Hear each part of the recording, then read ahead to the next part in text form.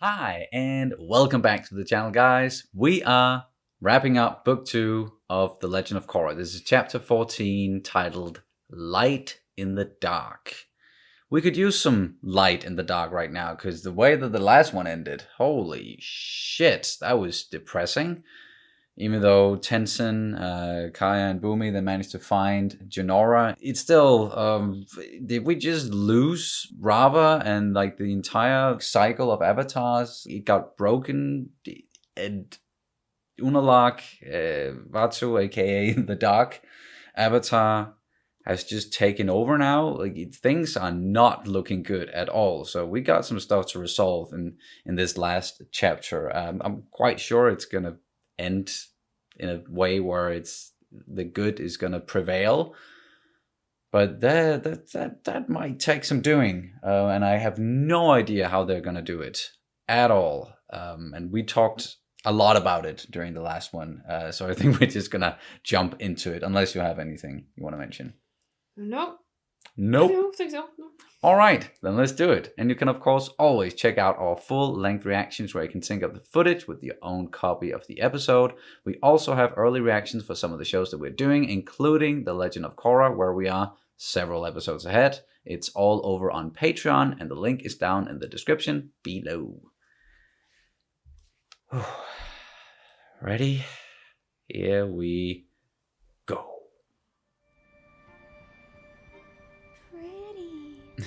General Iroh, are your ships in position? Yes, Mr. President, but I need to know what kind of enemy we're dealing with. I don't think you are ready for holy. That kind of enemy. Nope. It's time to take back the physical world. It's a little bit of like Dr. Manhattan. Yeah, this is Like a a- very dark version. They can't do anything against that at all. They are screwed. Whoa. Oh no, going for the Aang statue. No! It wasn't Avatar, right? So They're over here!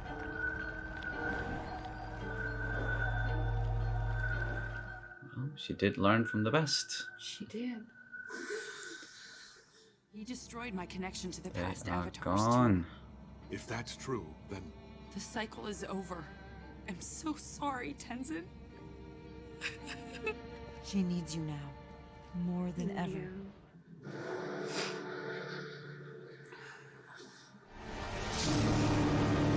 What? Just doing the Reaper thing. Yeah. Even got Reaper that beam. Reaper sound as Yeah, well. exactly. Yeah. Sorry, Mass Effect reference. Can't not. This is Shiro Shinobi signing off! Hi? Oh, he's free. Julie, commence Operation Winged Freedom! Just strapped herself to him like a backpack. Do the thing! There it was. There it is. Yeah. Do the thing. I know I haven't been the best mentor to you, but I realized it was because I had a lot of spiritual growth to do myself. There may still be a way for you to stop Vaatu. Oh? Rava is gone. You are more You're than not connected to a spirit anymore. I'm not talking about Rava. Your own spirit. Rava is not who you are. exactly. This is the Tree of Time, Oh. and the legends say that its roots bind the spirit and physical worlds together. Yggdrasil? The ancients would meditate beneath this tree and connect with the great cosmic energy of the universe. Ooh. Korra, the most powerful thing about you is not the spirit of Rava, but your own inner spirit. Avatar won. He became a legend because of who he was, not what he was. He wasn't defined by Rava, any more than you are. Connect to the cosmic energy of the universe. Don't bend the elements, but the energy within yourself. You really think I can do this? I have no doubt. Thank you for not giving up on me. I'm proud of you. One cannot exist without the other. Find the light in the dark. Light in the dark. Oh! I've seen that sort of imagery before in the last Airbender. Yeah. They're not just pulling this out of anything. Like, No. thin air. It's just, oh, it's so cool.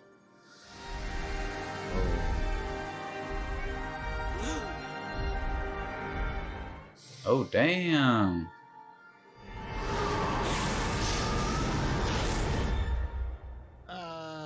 What did you say?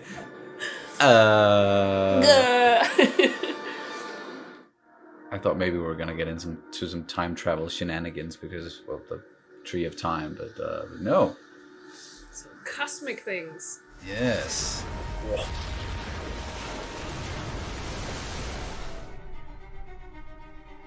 Korra's back! And she's a blue giant! She is. Oh. Damn.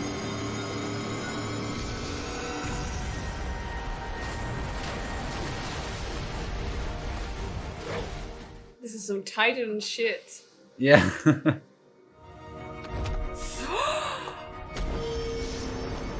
Looking for something that is gone.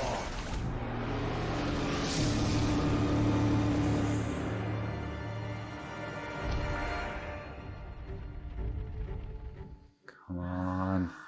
Oh. Oh. Oh, he's trying to turn her. The fucking spirit bending.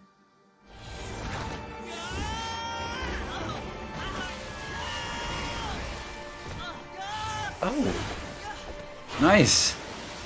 Leave my Golan alone! I am so done with spirits. Let's face the end of the world together! You're so romantic. She says with a stone face. Yeah. That Aubrey Plaza delivery. Where's Jinora? Where? Just as I say it. Yeah. Be careful, sweet!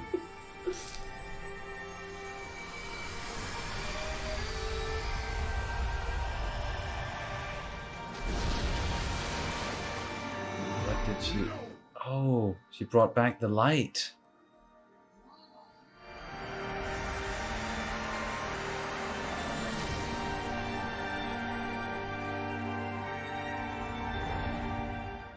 And she's doing spirit bending now to... Now it's her Sorry. turn.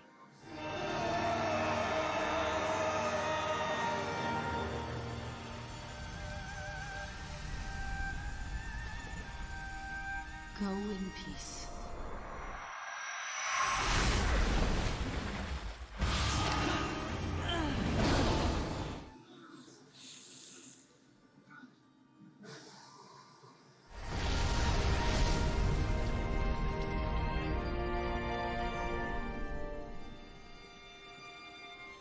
I'll see you soon, Dad.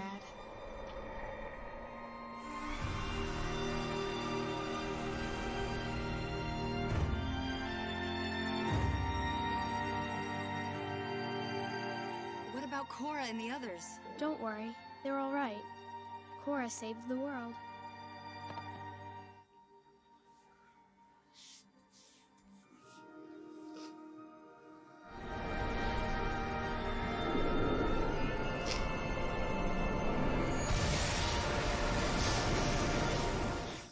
Here we go. Avatar has been restored. It's over. I couldn't save him. It seems Cousin Korra is under the impression we are saddened by our father's demise. But how will we explain this to Mother? So, I was thinking, I'm not really a fan of the long-distance relationship thing. I became caught up in the moment. I guess I did too. But you will always hold a special place in the organ that pumps my blood. Hey. Momju, you're okay. Now that you're bonded with Rava once again, are you also reconnected to your past lives? No. No. I think that link is gone forever. Why don't you close the portals, and we'll go home. Maybe I shouldn't. What if humans and spirits weren't meant to live apart? Well, what do you think I should do? I think you should trust your instincts. You are the Avatar. Whatever your decision, I support you. It's a big decision. It is. Yeah. Hey, can we talk? Of course. There's something I've been wanting to tell you about that fight we had. Here we go. I know I said it wasn't that bad, but didn't want to hurt you all over again. I think we both know that this, us, doesn't work. You're right. It's over. For real this time. You want a hug? Yes. The War of the Water Tribes is over, but the Southern Tribe is now independent. And the Southern Council of Elders has appointed my father, Tonrock, to be your new chief. I will no longer be the bridge. Humans and spirits must learn to live together. We are entering a new age. Don't say.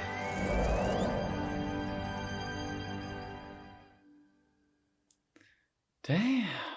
And that's why the next book is called Changes. Yeah. Whew. That was a lot. It was.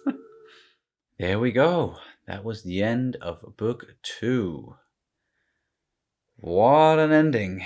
Yes, that I didn't see that coming, that was going to be the solution at all. And I was counting on it being something that we hadn't talked about or didn't even enter our minds.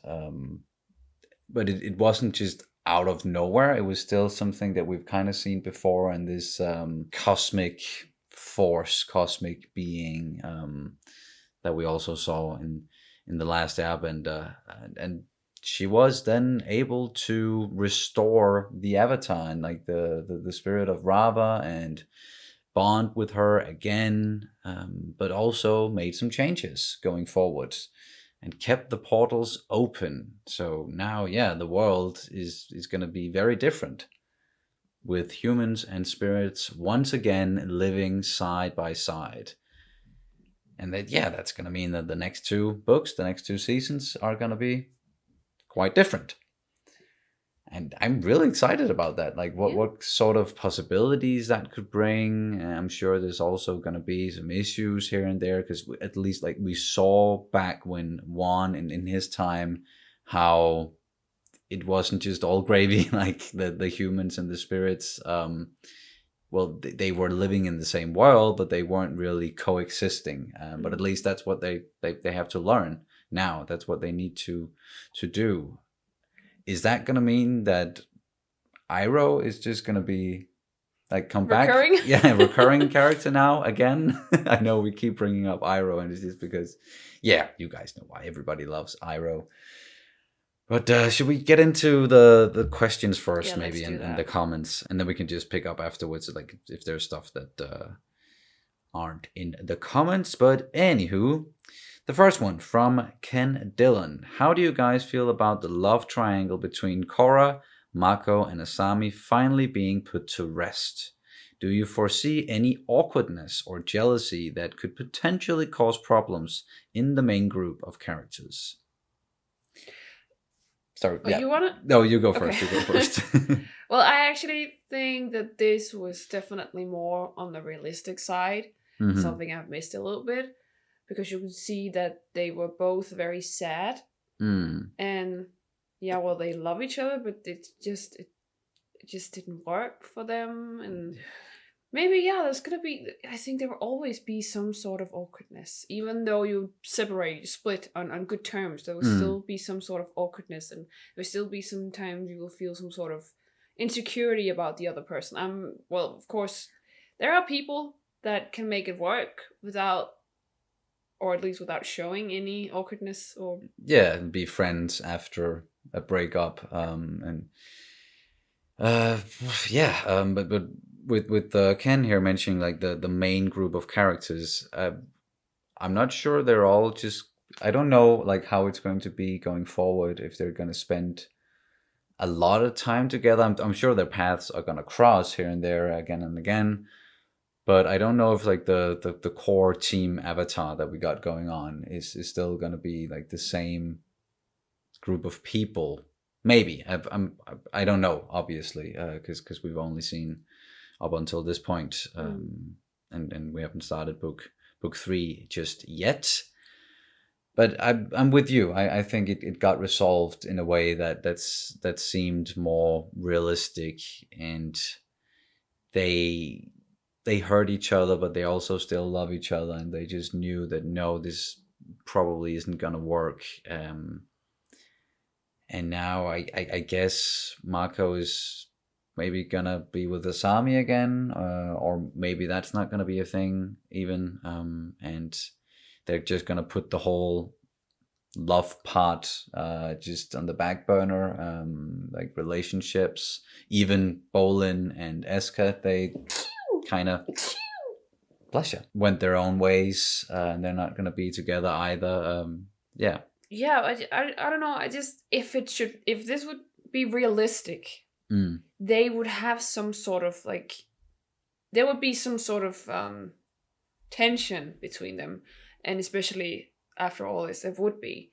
And I know what I would do if, or not necessarily what I would do, but how I would feel if I was Asami. I'm not, but I would feel so betrayed in a way, and I would not forgive Mako, for doing that twice. Not once, but twice now. What? Basically leaving her for Korra. Oh. Yeah. Well, yeah, because... But I think in a sense, like when Korra came back and she all of a sudden kissed him and she didn't remember their breakup, and he was at first like reciprocating that love, and he kept doing that because he didn't want to hurt her again. And he was like, I don't know how, like, she obviously don't remember that we broke up. And he was very quick to get back with Asami. So I think like, I'm not trying to make any excuses per se, but I think I sort of understand maybe where he was. But I can also understand if Asami is going to be like, no, you left Korra, then you were with me, and then all of a sudden she came back and you were with her again, and now you left her again, and you want to be with me now? Like, no, fuck off. Or maybe it's just going to take time. I'm sure there's going to be a time jump between the end of this one and the start of the next. Or maybe not. Yeah, just getting ahead of ourselves here. But at least I'm glad they addressed it. And even though, yeah, it's always sad to see when two people who do love each other, that they can't make it work and they have to split up. Still most likely the right call that they made, both of them. And it is a good thing that they were able to agree on it, at least. They would have to add another one to the crew, like a new person. Like they would I feel like they would have to. They would have to add someone new. But instead of like a new love interest. Oh, like that. Okay, yeah. So we're still gonna get maybe a new love interest for Korra, or a new love interest for Mako, or one for Asami. Or Bolin. Yeah. The possibilities are endless for sure. They're still young, like yeah. And how many people like they meet and they're the same 4 people from when they're 15, 16, and then through the rest of their lives, and they're basically just like dating on Cross and stuff. Like it's just like I'm sorry, but it's I'm sure someone somewhere have tried something like that, but it's just like it's so unrealistic that I would definitely not see that as the outcome. Sure, yeah. All right, and the next one from Shane Sadler. Was there any part of book 2 that you wanted to see more of? I personally would have liked more focus on the civil/culture war storyline between the North and the South.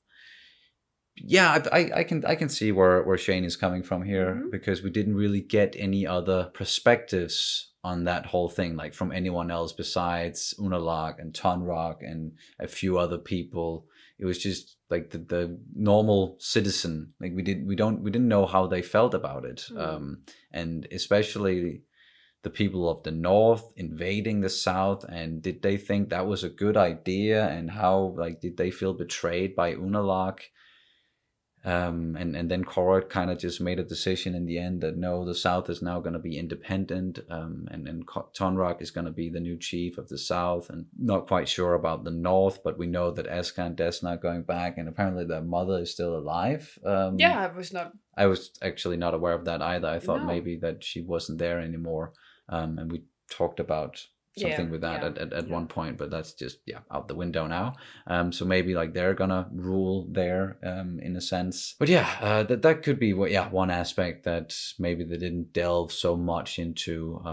But there was also a lot to get into in this book. A lot happened, both with this civil war, but also everything that had to do with the spirits and the spirit world. So I also get why they maybe didn't do that.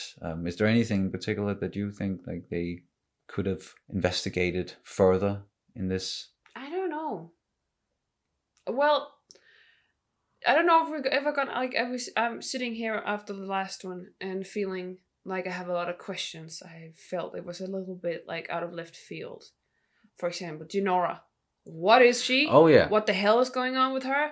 How did she all of a sudden just have some sort of light in all of this movie? She's like, I don't feel like it was explained, and that felt a lot like a Deus Machina. Yeah, how does she go from being a very spiritual person who's able to connect and get into the spirit world to suddenly being this sort of a light bringer and bringing back Rava? Yeah, that wasn't maybe explained very well.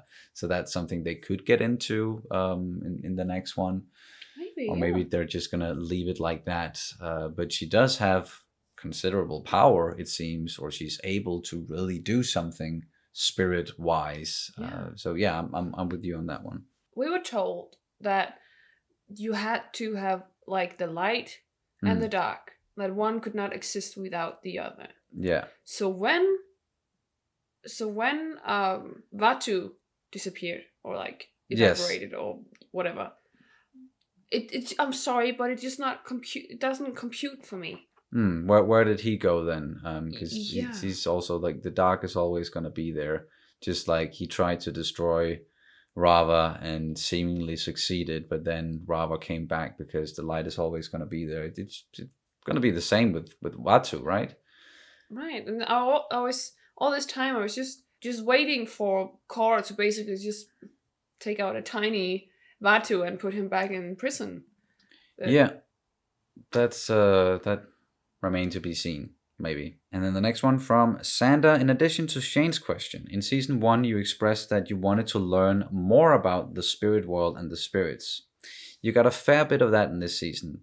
Are there things in the Avatar universe you wish to be explored in the last 2 seasons?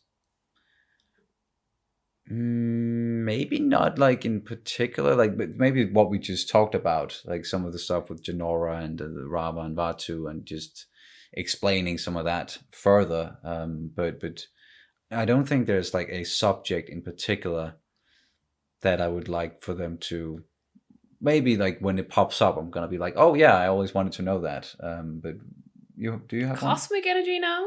We just got we just explored this whole thing with like cosmic energy. I know they touched upon it very like not a lot in Atla, but the guru was talking about like how everyone was like we were all connected through like the cosmic energies. Exactly. And like how it was. So more with that, and can get another guru explaining some more stuff to us. That would be cool. Maybe not Guru Patik.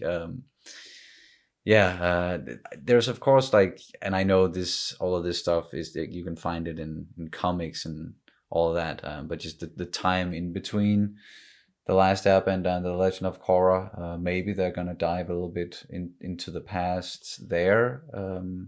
You know who I would like to hear from? Zuko's mother?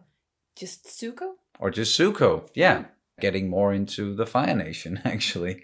And how, like, what happened there after Zuko took over and Osai disappeared, and that whole transition period, going from the people that everyone feared outside of the Fire Nation to what they are now. Yeah, that's definitely something that they can dive into, because we've been spending a lot of time with Republic City, and then in this one it was very much focused on the water tribes, and we know that like the air nomads, there aren't a lot of them. It's pretty much just Tenzin and his family.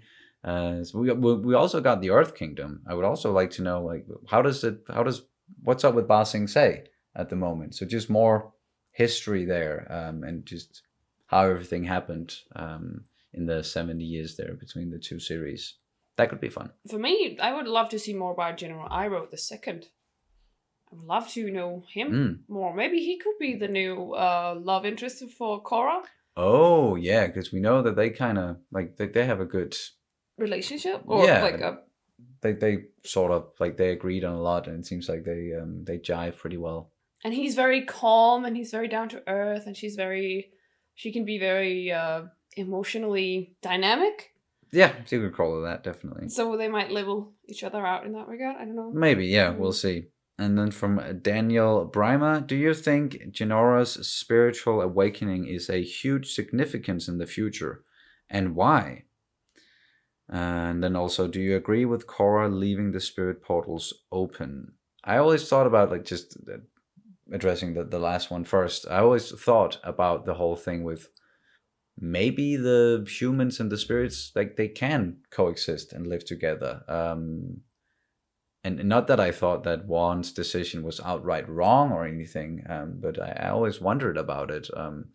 So in that sense, yes, I do kind of agree with Korra that this is something that they can try to do, and then it's gonna help everyone going forward. It might also just backfire. I'm interesting, because I know something's gonna backfire.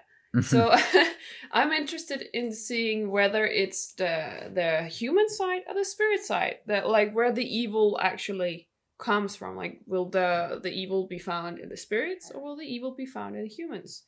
Because we have had like I know Vaatu was basically the big bad of this one, but we still got the big bad for the most of the season through Unalaq. Unalaq was a person, and then the last one it was Amon, who was also a human. Yeah. So it could come from either or both places, and the spirit and a human teaming up again. The dark is always going to be there, so it's a possibility for sure. And then Jinora, her spiritual awakening. We already commented on that a little bit, and like, where did that come from exactly? I hope they are gonna explain it. Yeah, if they're not at least address it. Yeah. Or address it, or like dive into her character even more, then I have a serious problem with that. Yeah. That is just an easy cop out or something. I don't expect for like us to not just start the next book and she's just a normal kid again, and they're never gonna dive into her spiritual side. That would be a little bit weird. And then from Austin D, what kind of effect do you think harmonic convergence and Korra leaving the portals open will have on the world moving forward? So, like, the next harmonic convergence, like, what's going to happen then? Years? That's a good question. I honestly I haven't really thought of it. Is she not able to close? She would be able to close the portals, right? Mm-hmm. Even though it was not harmonic convergence. But what is? Yeah, I'm pretty sure. But what is then gonna, like, when the next harmonic convergence comes? Is it gonna do anything bad? I'm not. Not sure.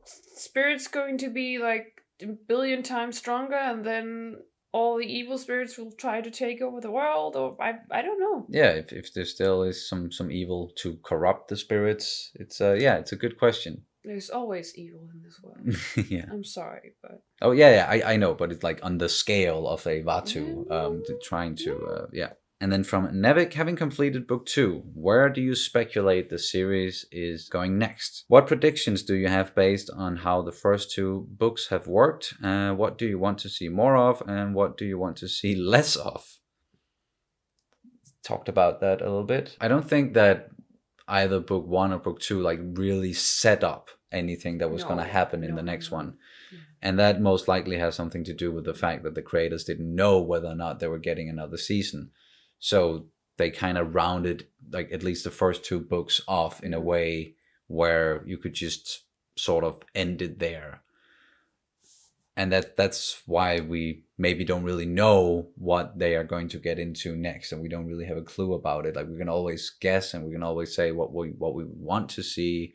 Like for example, with diving more into the nations and the history and stuff like that, and then some of the things that we saw at the end here, maybe explaining that a little bit more. But when it comes to themes and like overall story arcs, I don't think that there's anything like right there where it's like, oh yeah, of course they're gonna dive into that now. I think they might be diving into like trying to cope with coexistence. Yeah. And how to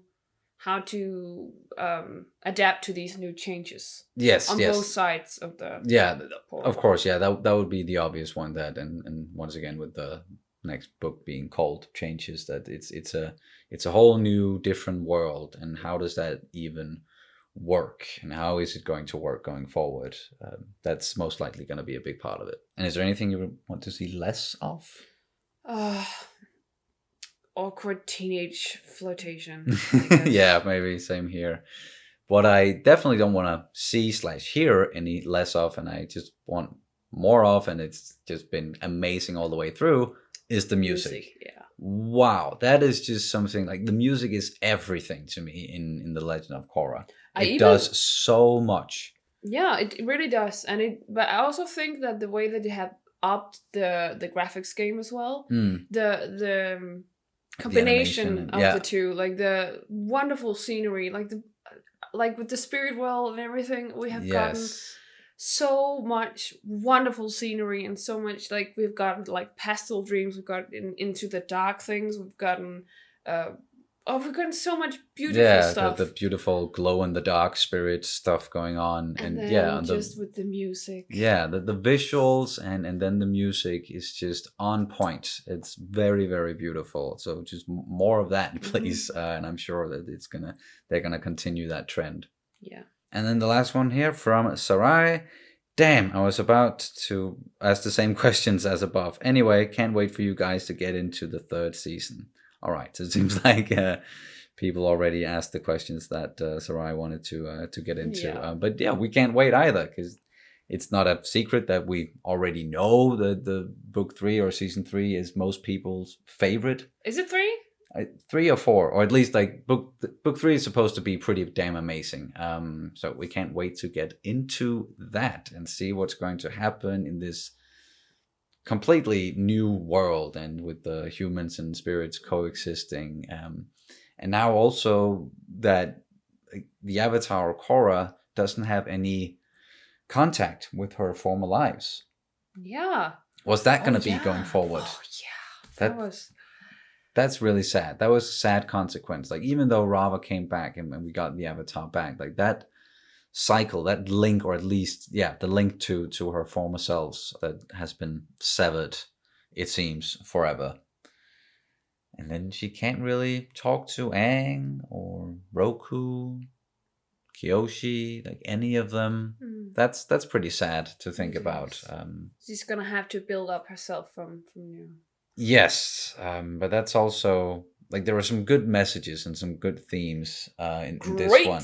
Great themes with believing in yourself and not being attached to like the past or your expectations and what you thought were your responsibilities, and becoming your own person. And other people's expectations of that's some really good stuff, and especially for young people or children watching this, who are just now like getting to be like going into life and growing to be adults. And that's good stuff. Really, really good stuff. Yeah, and I especially love it was basically symbolic in a way, but the way that Vaatu tore down the statue of Aang. Oh yeah. He was basically breaking the avatar, like the link to the avatar, like. Yes. And then from there she had to start.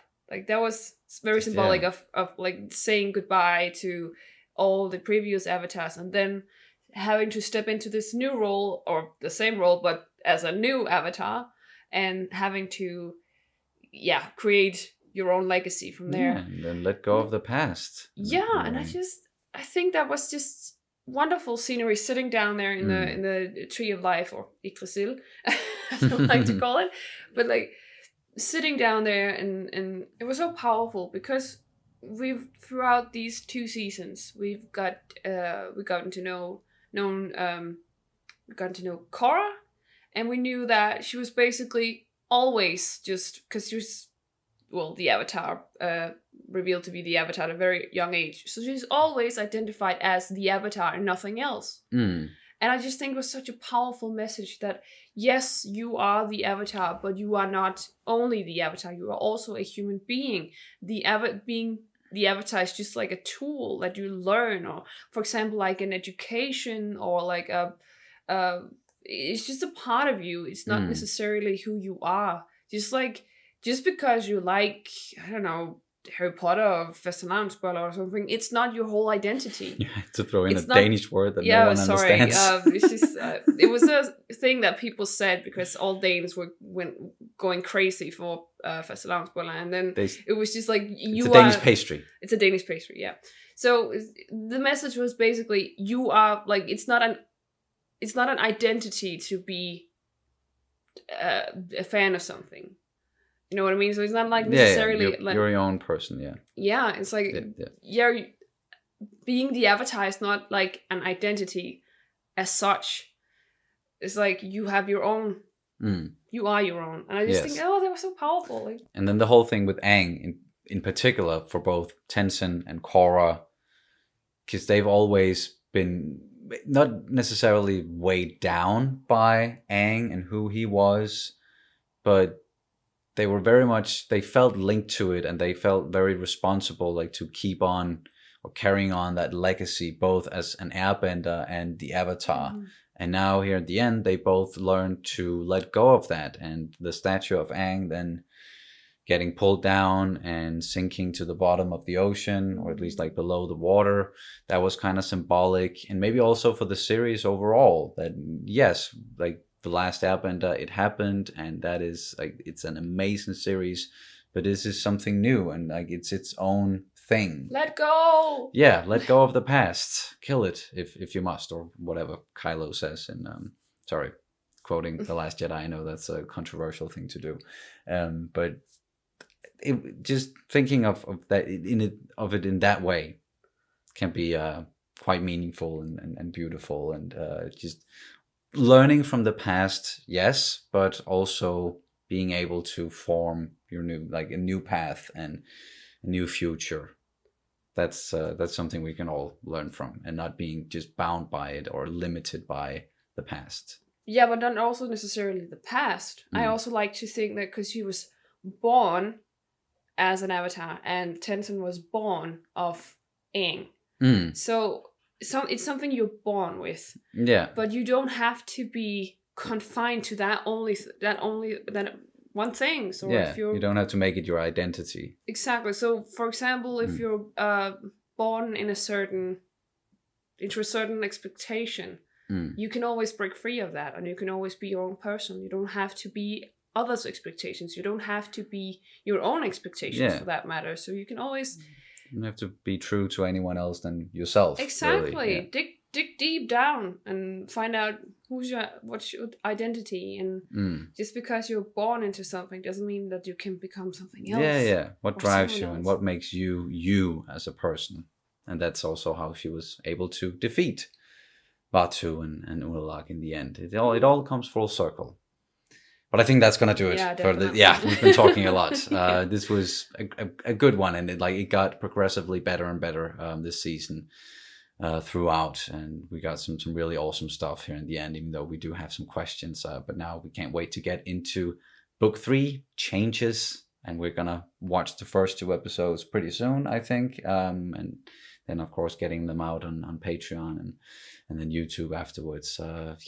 Halfway actually now. Pretty much through the entire journey. We got, I think there's like 13 chapters in both book 3 and book 4. But anyway, that's gonna do it for this reaction and review of The Legend of Korra.